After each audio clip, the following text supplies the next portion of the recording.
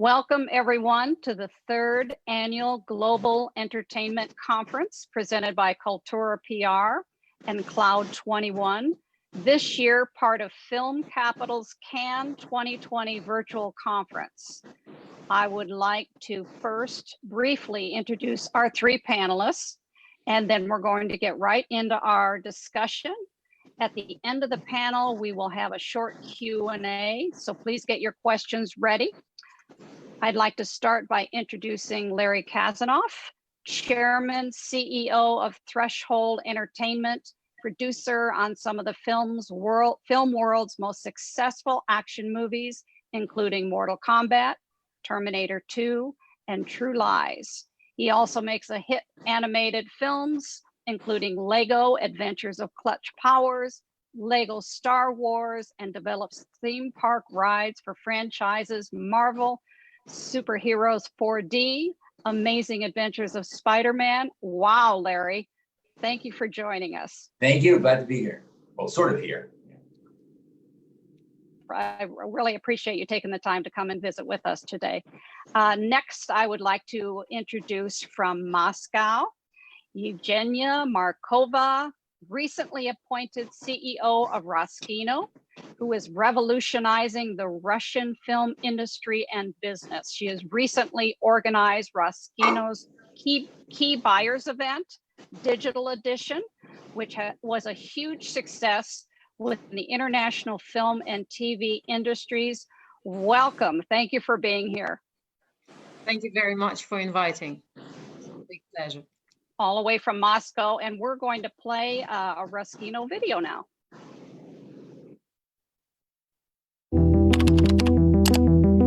Russia certainly offers a lot to see. For example, there is our winter, architecture, ballet, theater, museums, fine arts, sports, and of course our cinema. Okay, well in fact, we only wanted to talk to you about our cinema, but we had to start somewhere. Let's move from all these words to some simple numbers. Last year, 177 Russian films were released in theaters, and more than 3,500 hours of premiere series were produced within the country.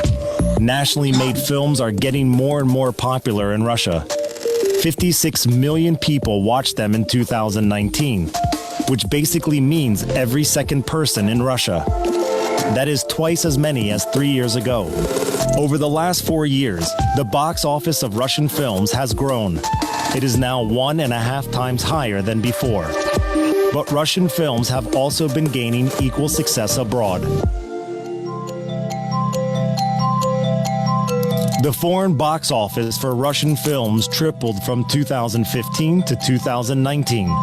The box office numbers keep growing due to the ever-growing number of projects and its ever-increasing quality. More and more Russian films are getting released abroad. The number of foreign releases has doubled within the last 5 years. While overall annual international sales of Russian audiovisual content growth was 20%. The number of viewers of Russian movies, series, and animation abroad has increased 4 times over the last 5 years alone. As for the geography of distribution, during last year, Russian films, series, and animation traveled in general to over 140 countries. But what kind of Russian movies do people like, and what are they watching across the globe? For many people, Russian cinema still means art house films above all. In the past decade, Andrei Zvyagintsev, Kantemir Balagov, Andrei Konchalovsky, Alexander Sokurov, and other Russian film directors have received multiple awards at some of the biggest international festivals. Aside from the triumphant festivals awardees, there are also many more filmmakers in Russia who create high-end animation, fantasy, horrors, and many other genres of movies and series. It is obviously attracting foreign partners, both for acquisitions and for co-productions.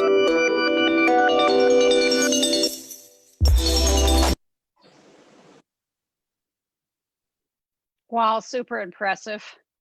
And congratulations on your new position as CEO.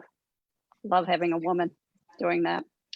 And then last, but certainly not least, Larry and I have been together before. Larry Namer, best known as being the founder of E! Entertainment television, and is the producer for some exciting international projects, including the feature film Empress, which we will talk about, and the new crime drama Nova Vita, produced by USA TV Productions. And Sarah, I would like to pronounce that word something brothers, Larry. Larry, thank you for being here. Oh, thank you. And we are going to show a video, a trailer, I believe, for Nova Vita.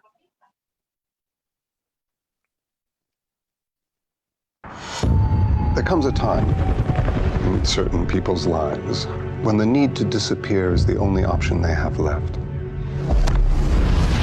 I found a company called Nova Vita. It means new life.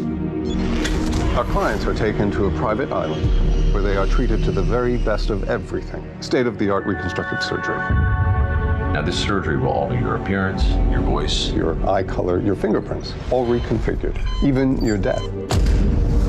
and maybe think of it as a gift from God.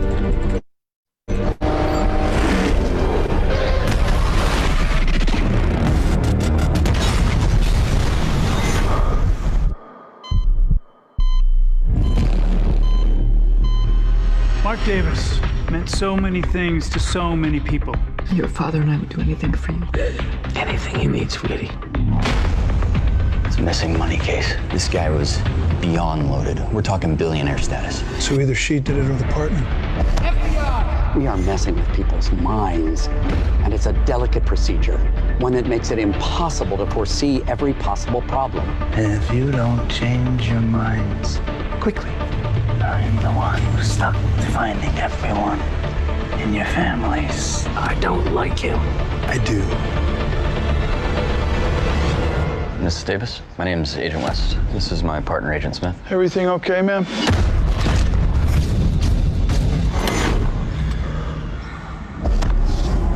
How can we afford all this? My husband flew out to an island in the middle of nowhere, and then he came home and died in a car accident the same day. Does that maybe seem a little odd to you? I believe he was killed on impact before the fire. What makes you say that? There was no smoke in his lungs. The day before his accident up on Mulholland, over half his money got wired out of the country. That was our money. Anthony Nixon, ex-Special Forces, United States. Nixon, how could you have let this happen? These people are powerful. They control everything. Go home, Mr. Harper. They are everywhere. You got shot, bitch! Call security. It's the only way to save my family! Run.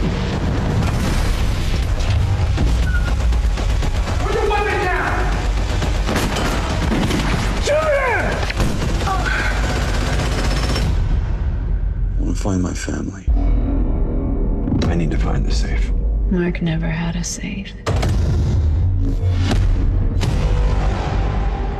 Your name is Mark Davis, and I'm here to tell you about your old life, so listen carefully. Wow, Larry, that looks amazing. It's a fun one, yeah.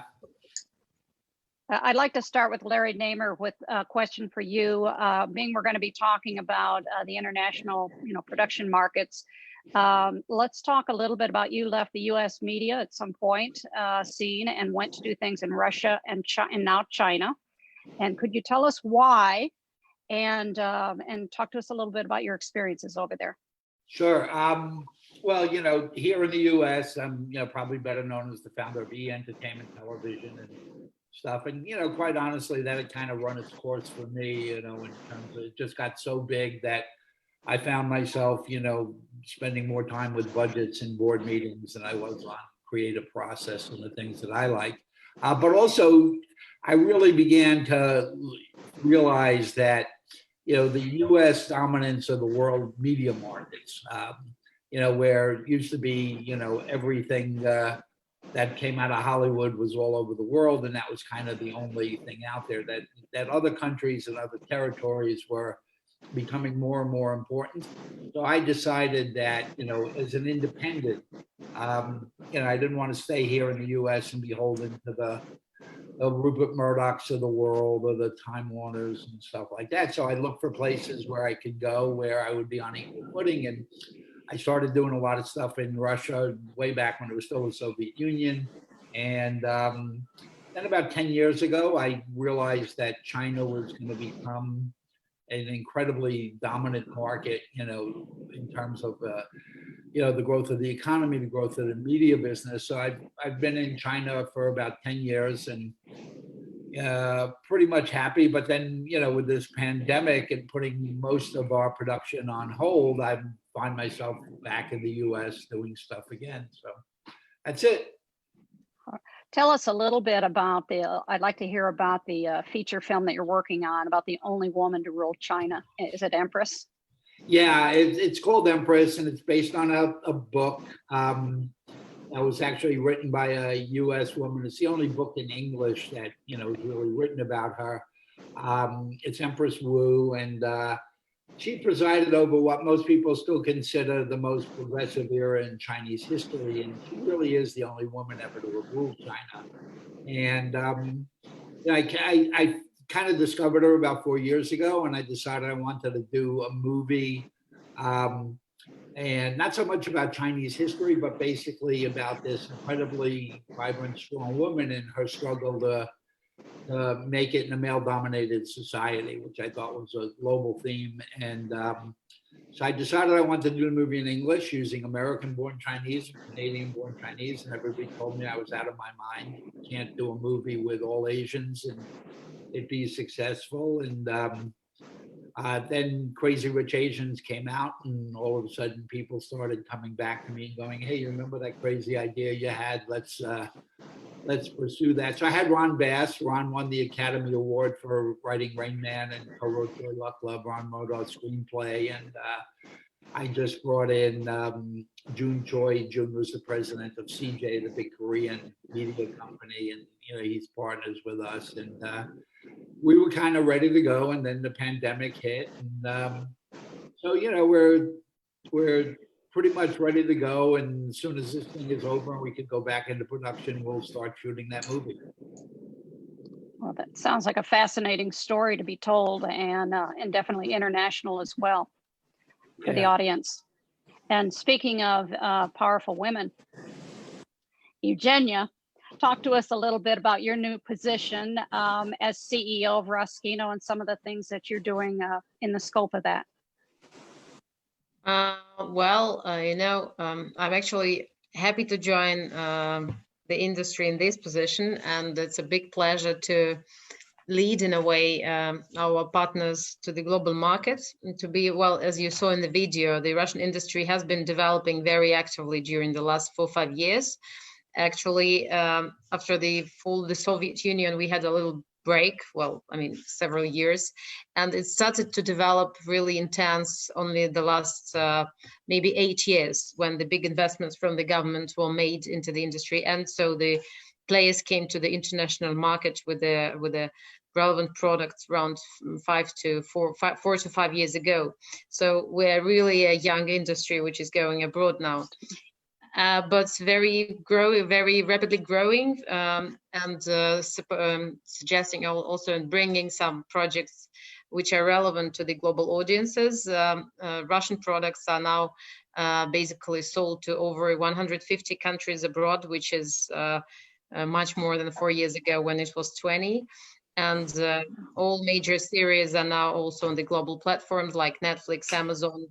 Our animation is like oil and gas of the Russian industry, which we're extremely proud of. I don't know how was it about US, but there is the great series Masha and the Bear, which basically have traveled everywhere. And our goal is to unite industry now in all those global movements, and to make Russia more transparent, more clear for cooperation and partnership country, and to help all the producers and buyers and festivals and everybody who are working with the industry to discover all the talents and all the products that our country has. Therefore, it's a big pleasure to be here and to be able to tell you more about what else we have here in the market. I appreciate that very much. And again, congratulations on that responsibility that you've got. It's huge, actually. Larry Kasanoff, first of all, why global? And after all, US is the biggest film market. Can't be easy going to India and China all the time. What's the opportunity and why now? I think this is an incredibly exciting time. I mean, a lot of people complain about the decline of theaters and cinema. I think this is an amazing time in the history of the movie and entertainment business. And I think the international marketplace is the reason why. So you said the US is the biggest market. It is the biggest market. But if you take the kind of films I make, 10 years ago, 70% of our revenue came from the United States on a film like that, on an action movie. Today, that number is under 30%. But overall, the numbers are growing. So the slice of the pie is getting smaller, but the pie is getting bigger. I want to be in the pie business. There are 300 million people in the United States. There are 7 billion people in the world. Now, previously, it was really hard to reach most of them. So when we said a global hit movie, it wasn't really a global hit movie because it didn't go to India, it didn't go to China, it didn't go to South Asia, it didn't go to Central Asia, it didn't go to Africa. It didn't go to Indonesia, so it wasn't really a global movie. But now we have that opportunity. And I think it's fascinating and exciting to do. It's a market opportunity for distribution, but it's an incredible opportunity for stories. Look at the stories that Evgenia just talked about, Mary Neighbor just talked about. So we are not interested, we are not making American movies for global market or Russian movies for global market. We want to make locally flavored movies, but for a worldwide. So we're doing 2 co-productions in India, we're doing 1 in China, we're shooting in places like Uzbekistan and Israel, not locally flavored, but globally appealing. I think this is a phenomenal opportunity, and this is what we're focused on.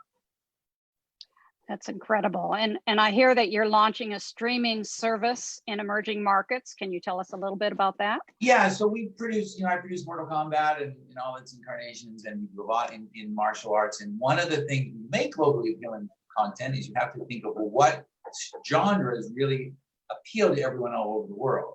For example, comedy is very specific. But every country in the world has a martial art. Every country in the world knows martial arts. It's universally appealing. And so the success of Mortal Kombat gave us an idea about 10 years ago to start a linear television channel called Black Belt TV, which we've done, and which is in 68 countries.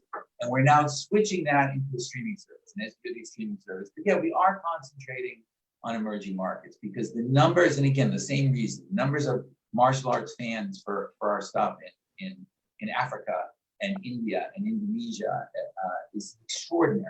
And so Black Belt TV is not just martial arts fights, which it is, it's martial arts fight, movies, Hollywood, video game, lifestyle. It's really, really fun and big, and we'll be launching it soon as next movie.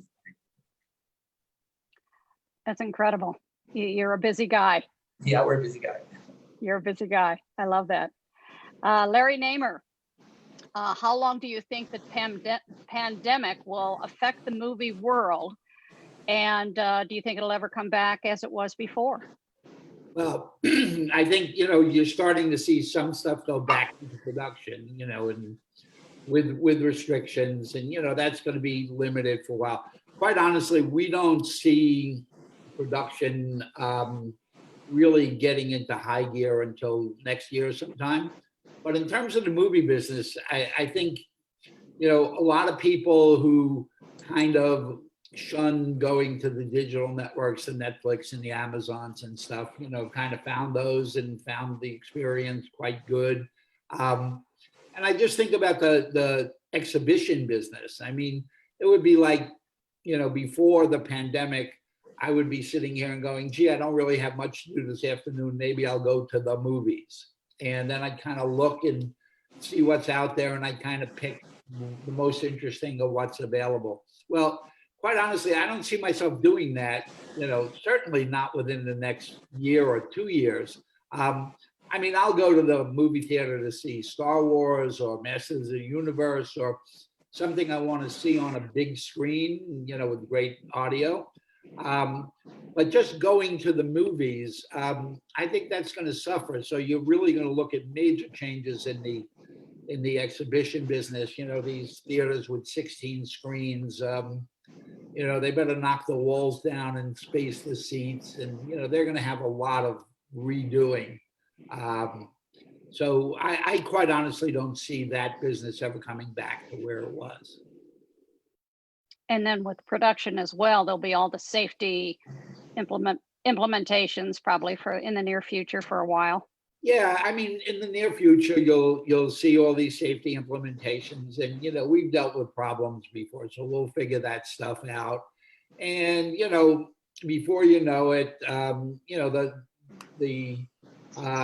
vaccines will probably be available, and those restrictions will lessen. I don't think it ever goes back 100% to where it was, but certainly much more liberal in, the way we deal with it, and, kind of the way we deal with the flu, you try not to breathe on people, let them breathe on you, do that stuff. So, it'll come back, and we're in production on a few TV series as well as feature films, and we're looking at first quarter next year as being realistic for when we get going.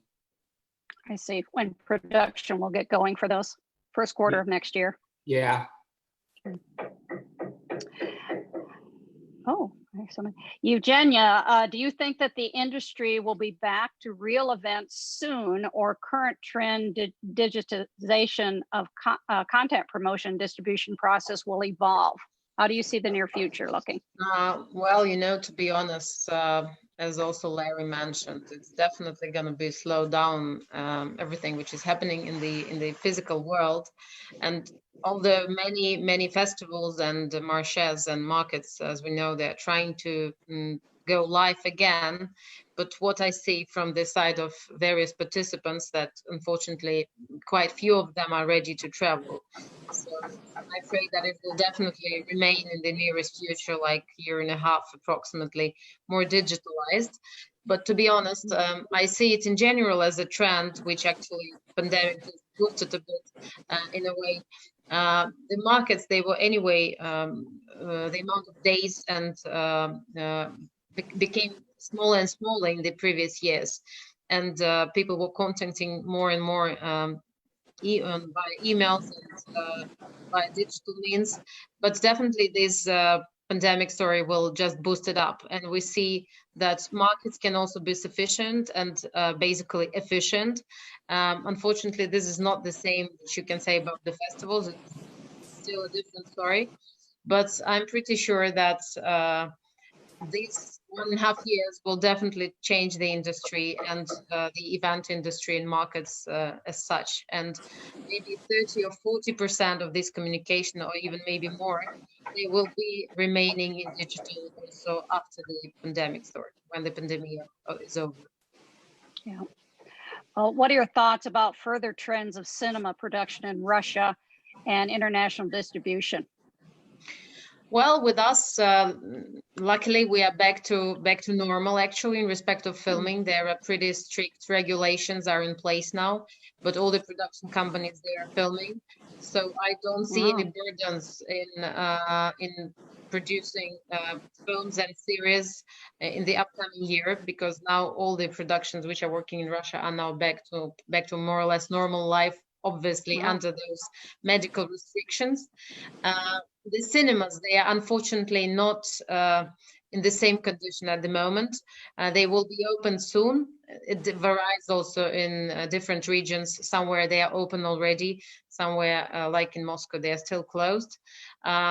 Obviously they will reopen, but I agree with Larry that I don't think it will be 100% back also afterwards. Definitely things will change, but even this reopening will help the industry and the cinema business also to feel definitely better than those previous months.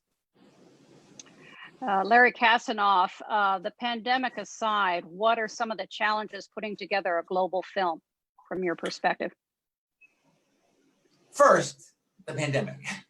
Because I just have to respectively disagree with Evgenia and Larry. I think whenever this is over, and I'm not a doctor, so I don't know when the vaccine, but whenever this is over, I think the business will come roaring back like a dam broken, like we've never seen before, like a racehorse who's been trapped inside and then let loose. Unfortunately, these things aren't new.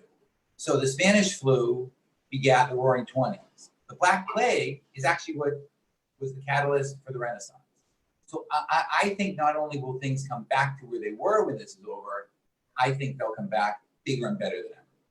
So the challenges of an international movie are you have to love to travel, and you have to learn about all kinds of different cultures, which personally I love. And I think you have to be very open-minded, especially as an American, because this kind of point of view that we come in knowing everything, you have to not do that. And you have to realize that all over the world, there's these incredible locations and stories and places. I was just scouting in Uzbekistan for something we're doing, and it's unbelievable. And it's mind-boggling that this hasn't been seen yet, but it's a great opportunity. But you have to like going there, and then you have to come back here. And honestly, the most parochial country I find is the United States. Telling someone in India that the movie's going to be in the United States is exciting to them. Telling someone in the United States that it's from India, that there's some India flavor, maybe takes a little bit of, we've been a little spoiled here. So it's a lot of travel, and it's a lot of cultural understanding and cultural brokering between people. And then you realize it's a phenomenal opportunity. But nothing, I like doing nothing better. Well, you're definitely an optimist, which is why you're so successful, I'm sure. I'm sure that has a lot to do with it. And speaking of India, we've seen a lot of press of you in India this year. Can you tell us what you were doing there? Well, we're making, we haven't announced this yet, so we can't announce it, but we're in the middle of making an animated movie, and some of the animated studios we're working with, 2 or 3 of them are in India. And we're soon to announce a co-production in India for an action movie. And then after that, we have a 3rd movie. So that's what I'm doing. And all of them will be shot over there, Larry, or not the animation one? But... Well, the animation one is partly being animated there. And the other 2 movies will be, the exteriors will be shot in India. And we've been scouting too.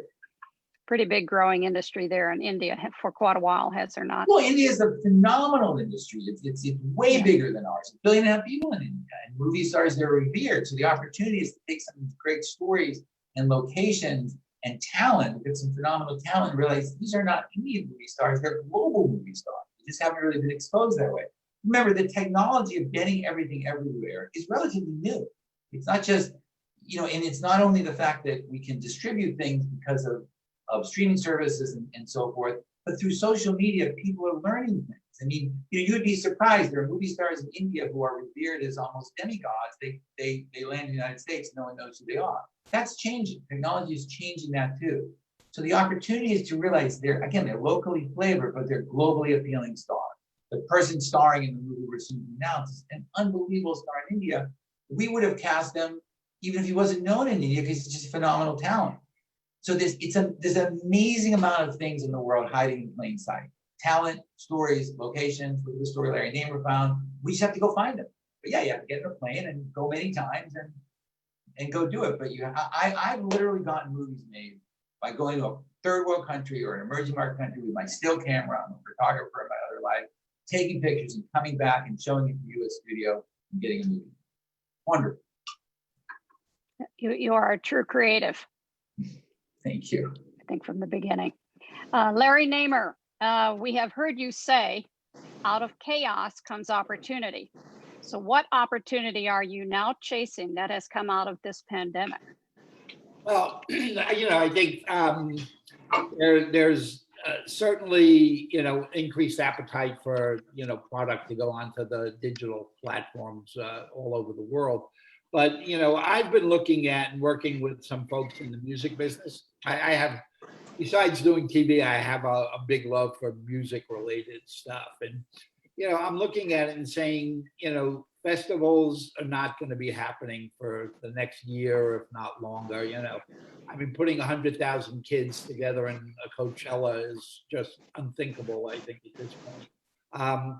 And touring, certainly groups touring is, become a major problem. And again, for the next year, 2 years, 3 years, I don't see that coming back the way it was. And if you look at the music business, it used to be an artist could make an album and, there'd be one great song and 12 mediocre songs and they get $20 for it. And that was their revenue stream. But then when, the iTunes and the digital world evolved, the revenue for artists became touring and merchandising. And now with the pandemic, that's gone.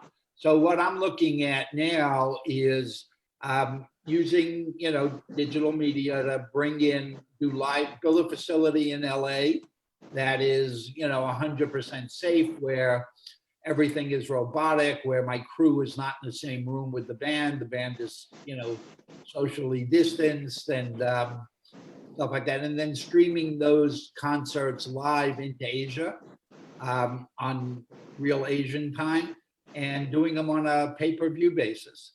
And so we're actually working with that. I have some people from the music industry that I'm working with, and we hope to start our first concert in September, and it'll go, into China and then all over Asia at the same time.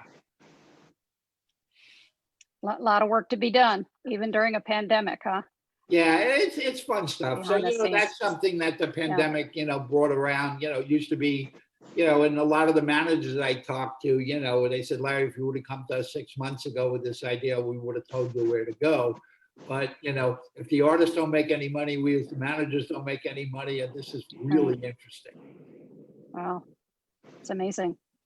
Evgenia, let's talk about the Key Buyers event, the digital edition organizing. Talk to us a little bit about developing that and what we can see in the future with that. You're muted, girl. Sorry, I was on mute. Yeah, we decided to organize it when we actually realized finally that this story is not going to be over in a couple of months, and that the only way to do is go digital. And to do it, if we do it, then we decided to do it as sub. And basically, we created the whole story within 7 weeks, to be precise, which is very quick. And this was the first time when we brought all the Russian market players together, one place, same time. There were represented all companies, main sellers, all co-production producers which are interested in joint projects with global partners, production and post-production companies. So it was a great representation of over 130 main Russian companies. And we had a great coverage because actually we managed to invite as many people as we would never be able to bring to Russia. It was around 1,500 to 2,000 people, which is actually quite a big amount of audience for such a quickly organized event. We're definitely going to make it further because all our Russian industry players want to repeat it once again in November, December. That fruitful it was for them. We realized that making new contacts and finding new partners is possible even this way, which was definitely the first time. We were the first national player who decided to go online that broad. And it was very efficient also for our global partners. Some of them found co-production partners, some of them found new territories for distribution and new distributors. So we believe it's definitely the way which we are going to work forward. And we would love to encourage also other country players that it's the relevant way to go and path to organize things in this current situation. And it's something you're thinking about doing again later this fall? So this is something which is very relevant, and since we are the organization which definitely wants to support our local industry and help global players to get more information about what is happening and what are the best way to, as Larry Kasanoff mentioned, how to discover Russia in this film industry, to take the camera and make a great movie with a great talent and amazing story, then if it's relevant for all the sides, this is definitely something which we're going to do again. Sounds great. And you have a website which they'll probably link in that people can go and take a look at. Key Buyer. It was KBE 2020. We shut it down for the moment because the market is over. It was open for more than a week after the event. But we are now thinking about making it once again and to make it work properly on the regular base because it got such an amazing feedback from all the sides. Wonderful. Thank you. Larry Kasanoff, how do the audiences differ culture by culture, and how do you find a film that will appeal to so many diverse cultures like you were talking about earlier? That's a great question. So I think what you have to do is figure out what is appealing globally, what genres or emotions are appealing globally. For example, you can pretty safely say everyone wants to find true love. Everyone wants to find treasure. Everyone wants, I think, to feel empowered. I believe martial arts is all about power. So if you look at that, I mean, again, the movies I tend to specialize in anyway are more action, sci-fi, fantasy. And so that's what we're focused on. And as I said, that does play globally all over the world. There isn't a market in the world where they don't have martial arts, where they don't like action. We tend to not do a lot of romantic movies, but again, that's a common theme. So you have to distill it down to a common theme. If you look at martial arts, it's a blast, it's fun, it's visceral, guys are flying all over the place. But what it really is it means if you do the right thing, no matter how big you are, how rich or poor you are, and you study, you can accomplish great things. Everyone wants to do that. So we look for the few things that we think travel well, as we say. And fortunately, the biggest one, which is action, is what I do most of it. So that's what we focus most on. So the audiences they're generic across the world with some of the genres that you're talking about? I think some of the genres, yeah, they are appealing all over the world. And you can trace that and see that over time. And I think action, martial arts, treasure hunting, and finding love are some of those. So we tend to focus there. We are soon to do one of the movies in India that we're doing is a great love story, which is a little unusual for us, but there's a reason for it. You'll see soon. And I think that appeals all over the world. Everyone wants to find true love, and everyone wants to believe that their right person is out there. That's a story that appeals to human nature. So we look for things that are more just, endemic to the human experience, not per se a cultural boundary. And animation is still very popular all over the world. Animation too. We do a lot of animation. Yeah, animation is popular with kids all over the world. Those, again, we stick to themes that we think are popular everywhere. But yes, you can find the animation works all over the world because the shapes and the images and the size and the fun and the goofiness really appeals to kids worldwide. Larry Namer, what advice could you give to somebody that is interested in working in an international market as far as getting networked what kind of research can they do? What are your suggestions for someone that's would be new to that? Well, I think, first and foremost, you need to study the market and study the market means go there and spend time there. I mean, don't think you're going to learn about Russia or China from, sitting by your pool in LA, which, unfortunately a lot of people do. Is spend time there. And then I think it's also important to find a local partner. As Americans, no matter what we do, we're never really gonna understand, what it is to grow up and live in Russia or grow up and live in China and stuff like that, and where they are just in terms of their thinking. I mean, in China, it's interesting, because a lot of my stuff has always been about, the global love of Hollywood and Hollywood gossip and that kind of stuff. But, the first show that I did in China was called Hello Hollywood. And, we would have something like, an interview with Tom Cruise. Well, in the US, given, the state of TMZ and, even the Hollywood News, we would ask Tom Cruise about, so tell us about, Scientology and this religion you're part of. And, we kind of go for the sensational. In China, the audience want to know what Tom Cruise does with his kids on the weekend. So you really have to dig in and, kind of understand, what is it that audience wants as opposed to what as an American you think they should want. Get to know the culture. It's an entirely other culture, that's for sure. Yeah. Evgenia, you became CEO of Roskino in February, and the pandemic COVID crisis happened shortly after that. Did it affect your plans starting out right away and the strategy of the company management? Well, absolutely. As we discussed already before, definitely there was a big shock for me personally, to be honest, because obviously becoming a CEO, my plans were huge and the industry is ready for a new big step. And we had to stop completely, like everybody did. But as we already discussed, we decided to, I think that the crisis, it's like not a fresh idea, but it's very relevant for us for sure. It's not only the threat, as it was in many cases here, and we know like economy really suffered, but it's also an opportunity. So we decided to look at the whole situation only from this perspective. That's why we did this huge virtual market. And as I mentioned, all the parts benefited from it. We managed to screen over 300 hours of projects and invite more than 1,500 guests. And definitely, we have completely rebuilt ourselves. We had to update the team. We had to gain new skills. We had to understand how to work in digital, although this field was completely unknown for us.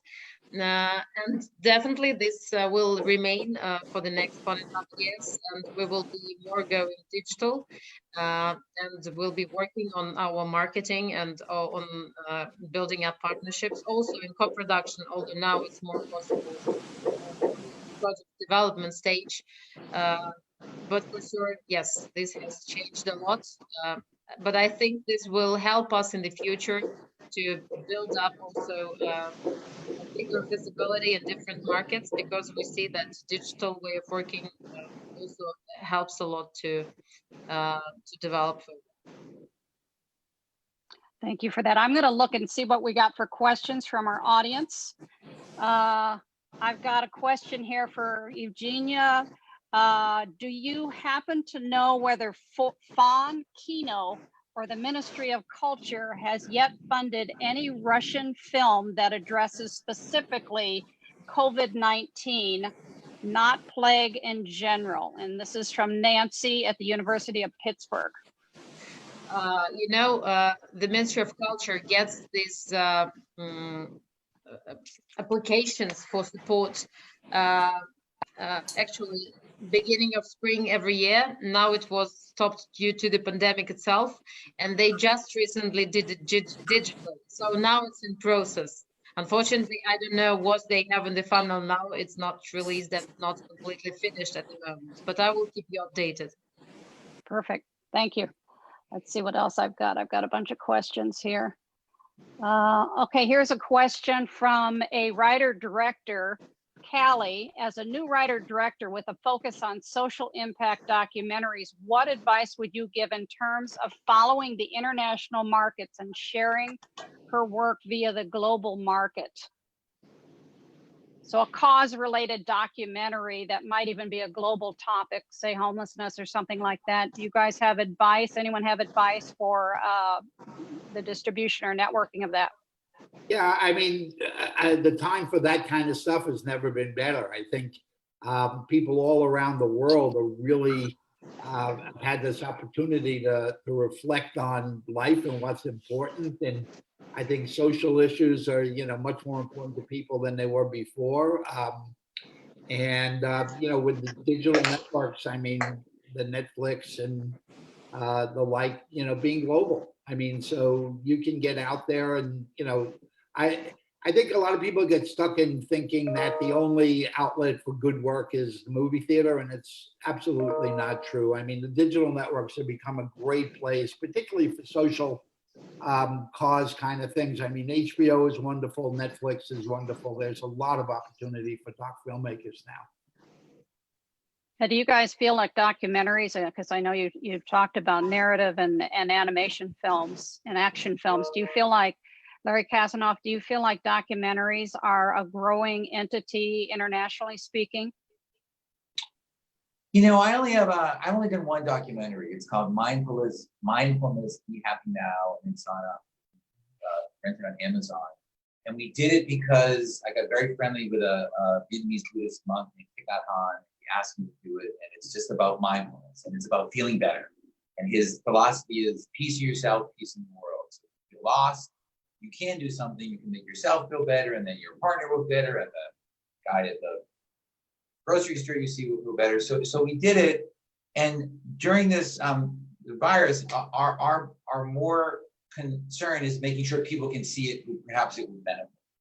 So one of the the people in it, Dr. Blaise Aguirre from Harvard University. We did a free webinar a few weeks ago just on mindfulness. So I think, as Larry Namer says, it's a great opportunity because right now people need what it's showing. I'm not sure the financial opportunity, where money on it, and that's not why we did it. So I think from a socially conscious point of view, absolutely. From a financial point of view, I'm not too sure. Yeah, they're oftentimes passion projects. Evgenia, what are your thoughts about? Yeah, Evgenia, what are your thoughts about documentary films in Moscow and international reach? Well, I think that's the real stories, and we see it also in the internet. They're getting more and more engagement and interest, and that's why, I don't know, more and more projects, also journalistic projects, are released in the internet. It's with us, but I know it's also globally like this. So I think that the interest in documentary is still there. I absolutely agree with Larry. You cannot really commercialize it properly, but if you want really to knock to people's heart, it's definitely one of the instruments which are very interesting, exciting, and still relevant, and seems to be will be more and more relevant further. Yeah, and oftentimes they're used as fundraising or certainly education, and internationally is certainly a good platform for that. Let's see what else I got for questions. All right. Evgenia, I am a great admirer of the producer Alexander Rodensky. Are you familiar with him, who is responsible for Leviathan? Could you say anything about what he is working on now? And thank you. And that's from Nancy. Thank you for this question. Yeah, we have a bunch of great producers, and Alexander is definitely one of those who started working with foreign projects quite a while ago. And definitely he just one of the films which he's working on now is the Chernobyl film, and about the Chernobyl Defy, it's called in English. And it was also released recently on our market. So please continue following it. It should be very interesting project, and we are really looking for this film going on the screens, hopefully in the cinemas. Thank you very much. And that was from Nancy. Let's see what else we've got here. Got that one. Talked about that one. All right. Would you say, what would you say are the biggest regulatory hurdles, if any, for a U.S. producer to co-produce or produce in China or Russia? That's from Sebastian. Oh, sure. I could take that one. Quite honestly, when I was doing stuff, I spent quite a bit of time in Russia doing music and television and film and stuff like that. And from a creative point of view, it was actually very open. I mean, in China, when you go into a new country, I kind of liken it as going to my mother's house. I tell my mom, I said, hey, we're going to go eat at 8 o'clock tonight. She says, no, we're eating at 5:30. And I say, I want to go for Italian. She says, no, we're going to the deli. You're a guest in somebody's house. So you got to get to know the rules and understand, the environment that you're working in. And, not everything is going to be identical to the US. So in China, we actually pay very close attention to, what the government regulations are and stuff like that. But we're pretty much non-political. We do, silly kind of stuff, and we really don't get into the politics. So I think in my 10 years in China, I've been censored once, and that was for something where we were showing off buying, like sweaters for your dog and stuff like that, vanity animals. And the guys in the government, said to me, they said, Larry, we want people to spend their money on feeding their children or educating their children. We don't really want them to spend it on, dressing up their dog in a diamond, necklace and stuff. So, and you look at it and say, okay, it's not like that in the US, but I get it. I understand it. So we really haven't had any problems with that. We do study the laws, though, and the regulations and make sure that we conform. Because, again, we're a guest in someone else's house. Right. Larry Kasanoff, any thoughts about that? I think Larry Namer, surprisingly, is 100% correct. I think that's exactly right. You are in someone else's place, and the regulations change all over the place. And again, I believe, just me, the last thing the world needs is another Hollywood type talking about politics. So I don't. My movies aren't about them. I'm not interested in them. I'm just interested in telling great stories. And I believe once people realize that, so are they. That becomes your mutual base relationship. Gotcha. Just respecting people internationally, especially the cultures from country to country. Yeah, and people want, again, people want great stories. They all want to tell great stories. Once they realize you're going to not be disrespectful of their rules and cultures, all that stuff goes away. It's all about the story. Yep. All right, let's see what else we got for questions. Got some good questions here from our audience. I appreciate that. All right, so here's while you are looking, I can add on co-production between America and Russia, because, well, if looking at this from the legal perspective, there is no co-production treaty between US and Russia at the moment. This is something which has to be still developed. But even without that, there are some co-productions done with different countries. And definitely the main thing to do here is to find the right partner. And this is the always most challenging, but also most important part of the project. And if you have this settled down, then basically it's all done and it's all fine, because Russia has a number of very successful co-production projects, which also went to the festivals. So all the rest should not be easy. Should not be hard. And how to find a partner, we can help you with that, with a whole bunch of Russian producers which have experience and credits for that. That's awesome. Good, real valuable information. Here's a question from Remo. Remo, question mainly to the Larrys. My current thinking is that virtual production technologies, a more streamlined Mandalorian style workflow, are going to get a huge boost from the current limitations on travel and physical closeness, getting many people in small spaces. Is this a trend that you see too? Or is it too early and that technology is mainly used by early adopters? I can take that, because we do that a lot in a lot of our animated projects. In fact, on the current animated movie we're making, I haven't announced this yet, but we're working with a huge technology partner to advance it even more. And yes, we are already remote. We are already doing that. And then when the virus hit, well, of course, it's not great. It wasn't as nearly as bad as you would think, because we were already in a remote network with people all over the world. Yes, and I do think, remember, making movies from around the world isn't just distribution. It's not only taking their stories, but their talent. We can literally hire an artist on an animated movie anywhere in the world. They don't even have to be part of a company. We've taken interns who work for Threshold remotely, and after they're an intern, we've hired them just from their house, wherever in the world they are, not because of the virus. So the opportunity to find and pick talent all over the world is astonishing. And I think regardless of the virus, this is growing, and this is a great thing. This is one of the reasons why all these cultures are now becoming linked, because the movies are not only shown to the world, they're made from people all over the world. And that's a great, melting pot and a great cultural mix in your stew of a movie, to have input from talent all over the world. So it's great. Larry Namer, anything to add to that? Being it was for the Larrys. I think that, what is kind of come out of this pandemic is kind of pushing people from getting out of their comfort zone. I mean, particularly in the production business, everybody would try and stick with what they're used to doing and they've done for years or decades or whatever.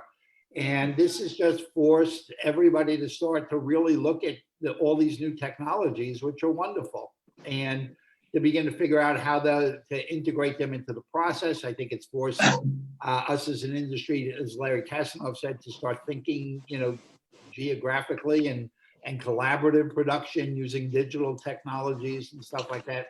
So I think it's broken down a bunch of barriers, and we'll just see the continuance of, new technology finding its way into the process. Here's a good question. When all productions restart at the same time globally, everyone will be scrambling for the same resources, production, post.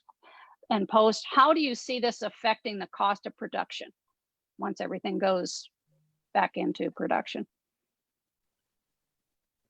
Well, I don't necessarily think everything goes back at the same time and stuff like that. I mean, for those of us that make this stuff, we could only do a limited number of things. So I don't really think it's going to drive up prices or, cause a scarcity of resources and stuff.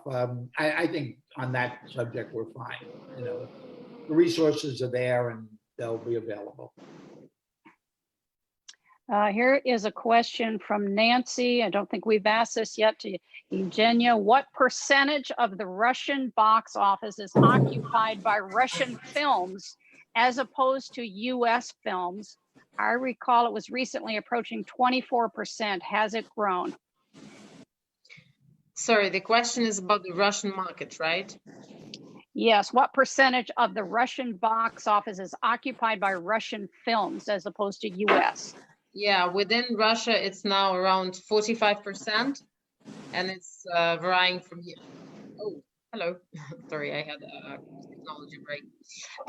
Yeah, but it varies from year to year. It's like between 33 to 48, depending on the film. And the rest is the global, and definitely US is also has a big stake on that, as in many markets, which is around 30-35%. Thank you. Here's a question from Ann Toole. How do you find a local partner if you're just starting out as a producer? That is a really, really, really tough question. It's like saying, how do you find the perfect romantic partner if you're just starting to just gotta go kiss a lot of frogs, as they say. You've got to go, you've got to spend time. I mean, we've made incredible missteps in various countries, but on the other hand, there's people we've now worked with for years and years and years we consider family. You've got to go. And then you don't really know, character isn't made, it's revealed. So you don't really know until something happens. Then you find out who stands for you. But it is incredibly important, as everyone on this panel has said, and you just got to go and you just got to give it a shot. I mean, the best thing, Larry Namer said, but the best thing, if you're starting out, you can't right now, but the second you can, get on a plane.